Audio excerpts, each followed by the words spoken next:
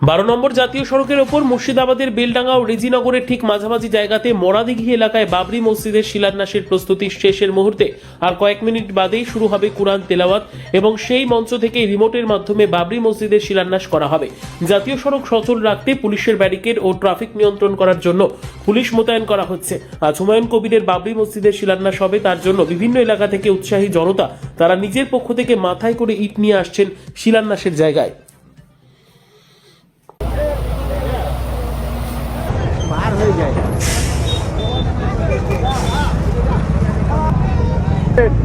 এটা ভাটা থেকে কিনে নিয়ে আসলাম,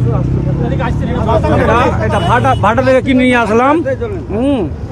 এখানে আমাদের যেটা কিরম, আমার বাড়ি হলো মালদা, ঠিক আছে।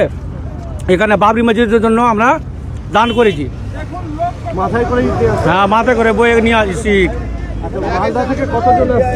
হ্যাঁ মালদা থেকে অনেকজন এসছে, প্রায় 150-200 জন এসছে মালদা থেকে। না না বাইকে করে না, ইয়েতে এসছি, বাসে। বাসে হ্যাঁ মাথায় করে ইট নিয়ে আসছি। আমার নাম হলো মানারুল মমিন।